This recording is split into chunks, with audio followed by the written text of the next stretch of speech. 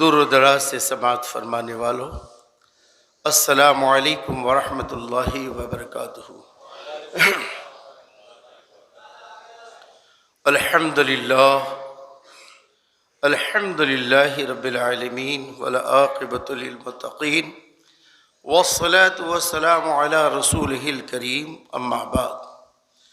قال اللہ تعالی فی القرآن العظیم والفرقان الحمید، فاعوذ باللہ من الشیطان الرجیم، بسم اللہ الرحمن الرحیم۔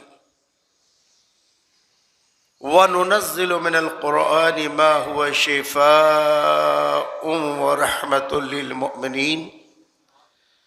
صدق اللہ مولانا العظیم وبلغنا رسولہ النبی الکریم۔ ان اللہ وملائکتہ یصلون علی النبی یا ایہا الذین آمنوا صلوا علیہ وسلموا تسلیما۔ اللہم صل علی سیدنا و مولانا محمد وعلی آل سیدنا و مولانا محمد وبارک وسلم، صلاۃ و سلام علیک یا رسول اللہ صلی اللہ تعالی علیہ وآلہ وسلم۔ ایک مرتبہ اور بلند آواز سے درود پاک کا ہدیہ پیش فرمایا، پڑھیے اللہم صل علی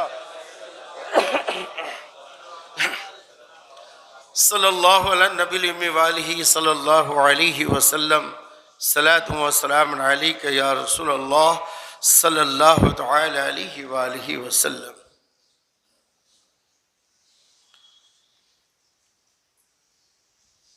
کوئی سلیقہ ہے آرزو کا،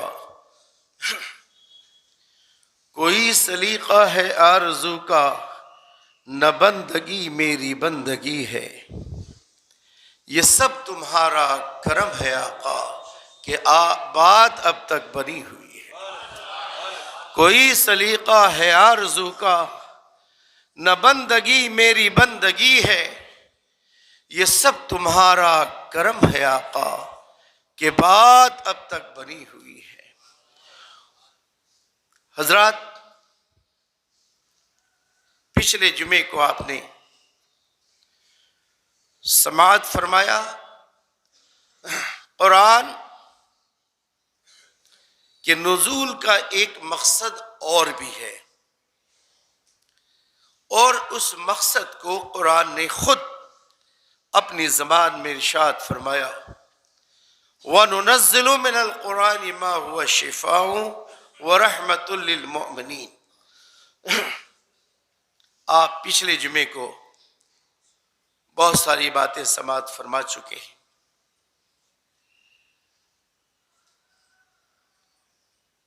بات یہاں پہ رہ گئی تھی، وقت پورا ہو چکا تھا۔ بہت سے لوگ یہ کہتے ہیں کہ مولانا کماتے ہیں لیکن برکت نہیں ہوتی، کمائی کہاں جاتی پتہ نہیں چلتا۔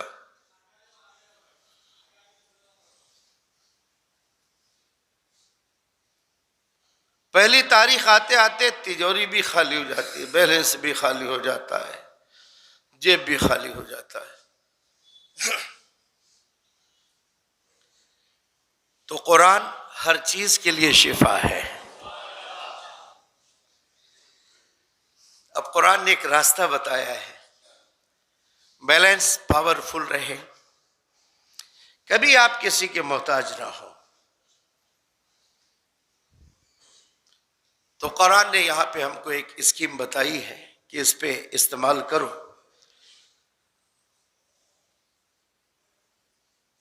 اور اس ایپ کا ہمیشہ استعمال کرو، تم سکھی رہو گے۔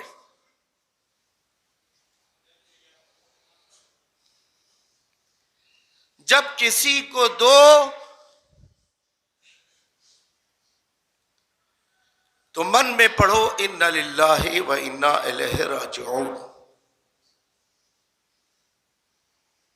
جب کسی کو دو، چاہے وہ 1 روپے ہو کہ 10 روپے ہو کہ 1000 روپے ہو کہ لاکھ روپے ہو، تو من میں پڑھو اِنَّا لِلَّهِ وَإِنَّا إِلَيْهِ رَاجِعُونَ۔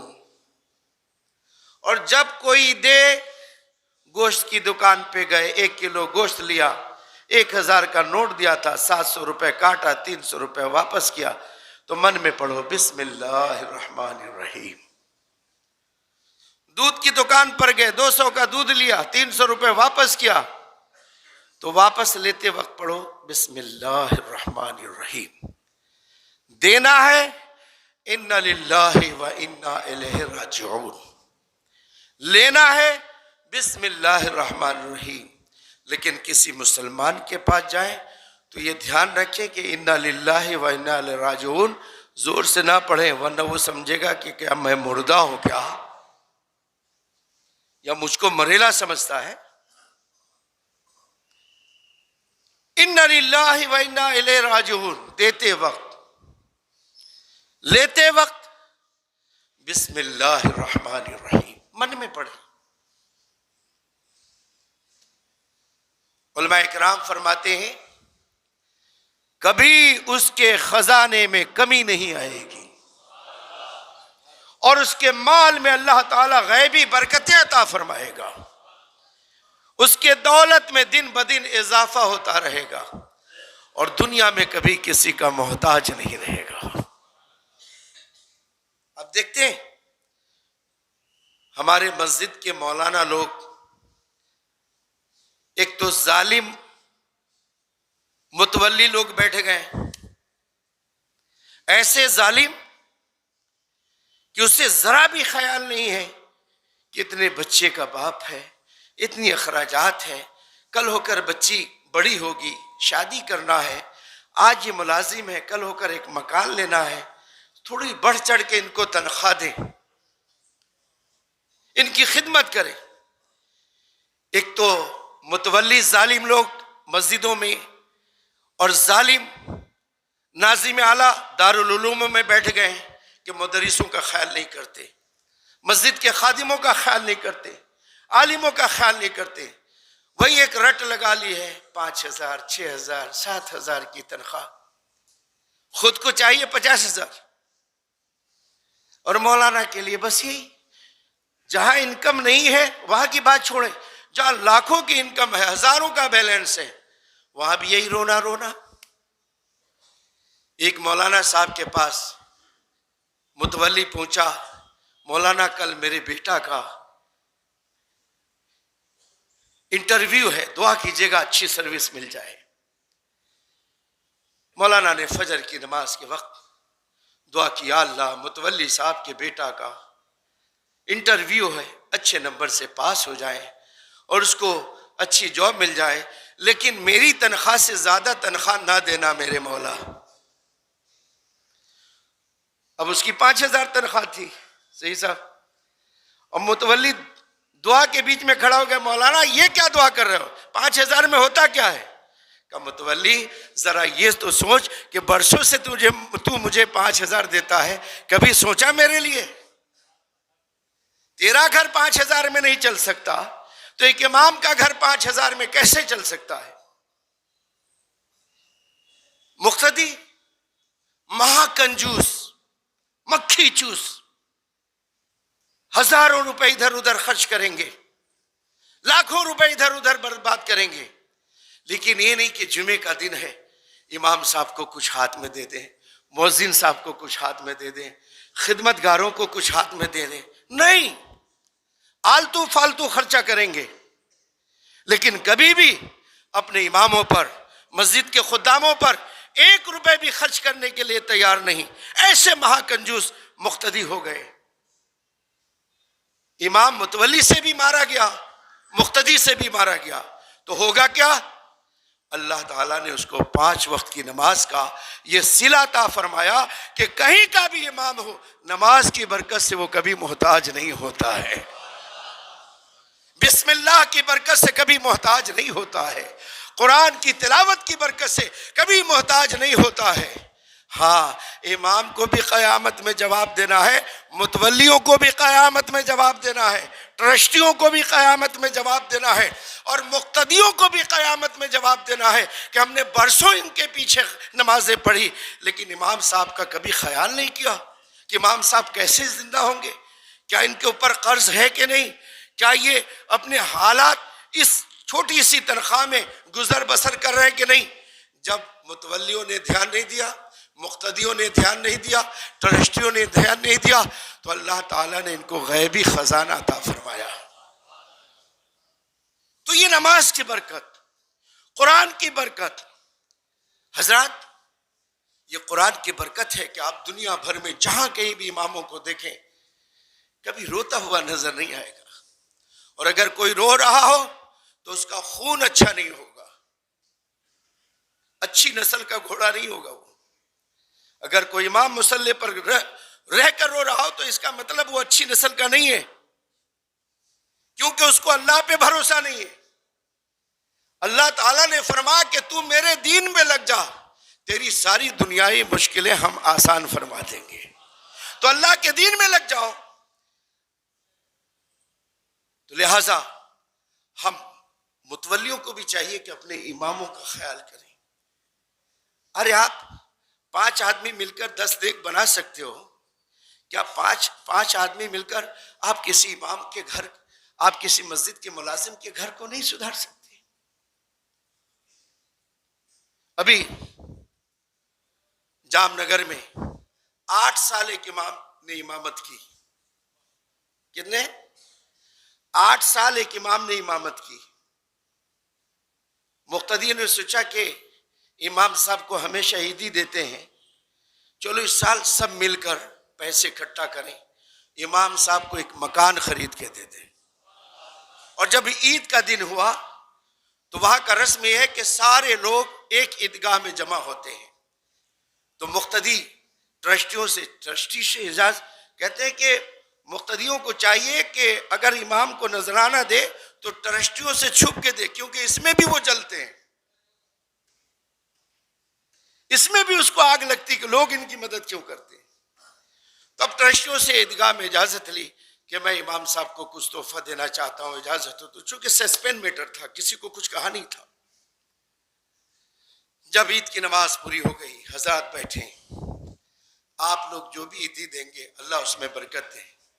عالموں کی خدمت کرنا، اماموں کی خدمت کرنا، یہ میرے نبی صلی اللہ علیہ وسلم کے نائب ہیں، ان کی خدمت کرنا یہ ہمارے لیے سعادت مندی ہے۔ لیکن سنیے، الحمدللہ ہم چند لوگوں نے مل کر امام صاحب کے لیے ایک مکان خریدا ہے، امام صاحب کے ہی نام سے رجسٹری کر دیے، اور آپ سب کی دعاؤں کے ساتھ آج امام صاحب کو چابی دے رہا ہوں۔ یہ 2020 کی بات کر رہا ہوں، لاک ڈاؤن کے اندر۔ تو ایسے بھی لوگ ہوتے ہیں۔ تو جب دینی کاموں میں آدمی لگتا ہے تو اللہ اس کی غیب سے مدد فرماتا ہے۔ اگر آج مسجدوں کی تنخواہیں 50,000 ہو جائے، 40,000 ہو جائے، تو غلام مصطفیٰ احسانی پوری یقین کے ساتھ کہتا ہے کہ کوئی بھی متولی باہر کا امام نہ رکھے، اپنے ہی بیٹے کو عالم بناوے۔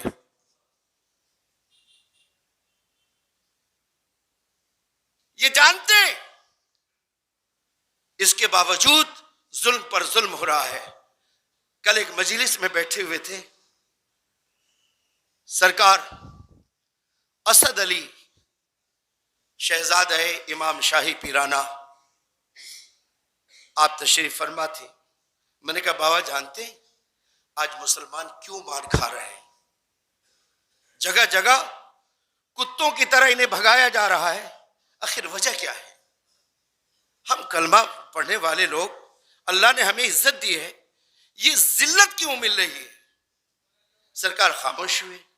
میں نے کہا سرکار 2 وجہ ہے۔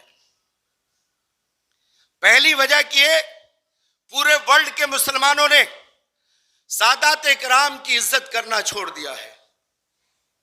میں آپ سے پوچھوں کہ کس سادات کی آپ عزت کرتے ہیں؟ کون سے اہل بیت کا احترام کرتے ہیں؟ کس سادات کی آپ تعظیم کرتے ہیں؟ کس سادات کی آپ خدمت کرتے ہیں؟ اس کا جواب آپ کے پاس نہیں ہوگا۔ تو پہلی وجہ سرکار یہ ہے کہ ہماری قوم جو رسوا ہو رہی ہے، انہوں نے نبی کے آل کی تعظیم چھوڑ دی ہے، اور جب نبی کے آل کی بے حرمتی ہوگی اللہ اس قوم کو کبھی عزت نہیں دے گا۔ اور دوسری بات کہ نبی کریم صلی اللہ علیہ وسلم نے ارشاد فرمایا علماء امتی کہ انبیاء بنی اسرائیل، میری امت کے علماء انبیاء بنی اسرائیل کی طرح ہیں۔ اللہ تعالیٰ کے پیارے رسول نے علماء کی یہ عزت رکھی، ہمارے دین کے مذہب کے جو رہنما ہیں ان کی عزت رکھی۔ ہماری قوم آج سمجھتی نہیں کہ عالم کی عزت کیا ہونا چاہیے، مفتی کی عزت کیا ہونا چاہیے، محدث کی عزت کیا ہونا چاہیے، امام کی عزت کیا ہونا چاہیے، ایک عالم دین کی عزت کیا ہونا چاہیے، حافظ قرآن کی عزت کیا ہونا چاہیے۔ اس لیے قوم مار کھا رہی ہے۔ اگر آج قوم یہ دونوں گروپ کو اپنے سینے سے لگا لے، انشاءاللہ عزت اس کے قدم کو چومنا شروع کر دے گی۔ آپ جانتے ہیں حضرات، یہ علماء کتنی محنت سے علماء بنتی ہیں، 12 سال، 15 سال، 20 سال، 22 سال دارالعلوموں کی زندگی گزارتے ہیں، اور پھر کہیں جا کر حافظ کی سٹی ملتی ہے، قاری کی سٹی ملتی ہے، عالم کی سٹی ملتی ہے، فاضل کی سٹی ملتی ہے، بہت محنت و مشقت کے بعد۔ اور پھر جب یہ مسجد میں آتے ہیں تو جاہل انٹرویو لے رہا ہے، جس کو سورہ فاتحہ بھی نہیں آتی، وہ متولی بن گئے، امام صاحب ذرا جمعہ کی نماز پڑھاؤ، پہلے ہم دیکھیں گے کہ آپ اس لائق ہیں کہ نہیں۔ بڑے بڑے علماء نے ان کو عالم بنا دیا، اب جاہل ان کا امتحان لے رہے ہیں۔ سینہ پیٹنے کی بات ہے کہ نہیں؟ یہ جاہل، یہ مکار، یہ فریبی، علماء کرام کا احترام کرنا چاہیے، یہ انٹرویو لے رہے ہیں۔ مولانا سورہ فاتحہ کے اندر آپ نے اچھا نہیں پڑھا، سورہ بقرہ کے اندر اچھا نہیں پڑھا، فلاں تقریر کے اندر اچھا نہیں۔ یہ بڑے بڑے علماء نے لاکھوں کی مجلس میں جسے عالم کا سند دیا ہے، یہ جاہل لوگ امتحان لے رہے ہیں۔ اب بتائیے ہماری قوم عزت کیسے پائے گی؟ دیکھیں آپ مشرکوں کو، دیکھیں آپ کافروں کو، اس کا پنڈت جو میرے ٹائم دے گا اس وقت سب تیار ہو کر آ جائیں گے۔ گرو دکشنا، سارے ہندو گرو دکشنا دے کر پھر اپنا کام کریں گے، لیکن مسلمان کو دیکھو، یہ امام کا ہی دشمن بنا ہوا ہے۔ امام کھاتا کیسے، امام کماتا کیسے، امام کیا آتا کون ہے، امام کیا جاتا کون ہے۔ ابے عقل کے اندھو، تمہیں عالموں کی عزت کرنا چاہیے، عالموں کا احترام کرنا چاہیے، تم عالموں کے پیچھے پڑے ہوئے۔ اللہ تعالیٰ نے تجھے تو یہ موقع دیا ہے کہ علماء کرام کا احترام کر، جو نبی کے وارث کا احترام کرے گا اللہ اس کی عزت کا انتظام فرمائے گا۔ تو میری قوم، ذرا اپنے آپ کو سدھارنے کی کوشش کرو، کسی عالم کے دشمن مت بنو، پیٹھ پیچھے اس کی غیبت مت کرو، ورنہ یاد رکھو دو فرشتے جب تمہارے نام اعمال کل میدان محشر میں کھولیں گے، اس وقت تو رسوا ہوگا، نبی کی شفاعت نصیب نہیں ہوگی جب تم نے ان کے آل کی قدر نہیں کی، ان کے وارث کی قدر نہیں کی۔ کس امید پر تو شفاعت کی امید رکھتا ہے؟ اللہ تعالی ہم سب کو ہدایت عطا فرمائے۔ تو حضرات، لوگ کہتے ہیں برکت نہیں ہوتی، عالم بن جاؤ برکت ہوگی، حافظ بن جاؤ برکت ہوگی، نمازی بن جاؤ برکت ہوگی۔ چلتے چلتے ایک برکت کی اسکیم آپ کے سامنے رکھتا ہوں۔ علماء اکرام نے ارشاد فرمایا، سنو، جب تم گھر میں داخل ہو تو سب سے پہلے کہو السلام علیکم۔ بیوی کو کیسے سلام کریں گے؟ ابے بیوی کو کیسے سلام کریں؟ نبی کی ہسٹری پڑھ صلی اللہ علیہ وسلم، میرے نبی نے اپنے بیویوں کو کیسے رکھا ہے، ہسٹری پڑھ۔ تو سب سے پہلے گھر میں داخل ہو تو السلام علیکم کہو، اور پھر مجھ پر درود پڑھو، الصلاۃ والسلام علیک یا رسول اللہ، اور پھر سورہ اخلاص یعنی قل هو اللہ احد اللہ الصمد لم یلد ولم یولد ولم یکن له کفوا احد پڑھو۔ بس گھر میں داخل ہوتے وقت السلام علیکم، الصلاۃ والسلام علیک یا رسول اللہ، قل هو اللہ احد کی صورت پڑھ لی۔ میرے آقا فرماتے ہیں جو اس پہ عمل کرے گا اس کے گھر میں غیب سے برکتیں عطا فرمائی جائے گی، جو عمل کرے گا اس کے گھر سے فاقہ دور ہوگا، اس کے گھر سے بیماریاں دور ہوگی، اس کے گھر سے بلائیں دور ہوں گی، اس کے گھر سے امراض دور ہوں گے، اس کا گھر گل گلزار بن جائے گا۔ عمل کریں گے نا انشاءاللہ، عمل کریں گے نا انشاءاللہ انشاءاللہ۔ اگر کبھی سمجھنے میں بھول چک ہو جائے تو یوٹیوب پہ آپ غلام مصطفیٰ احسانی رکھ دیں، غلام مصطفیٰ احسانی یوٹیوب پہ آپ لکھیں گے انشاءاللہ پوری تقریر آپ کو مل جائے گی انشاءاللہ۔ کہہ دو سبحان اللہ۔ اللہ تعالی ہم سب کو دین اسلام سے سچی محبت عطا فرمائے۔ وآخر دعوانا ان الحمدللہ رب العالمین۔ السلام علیکم۔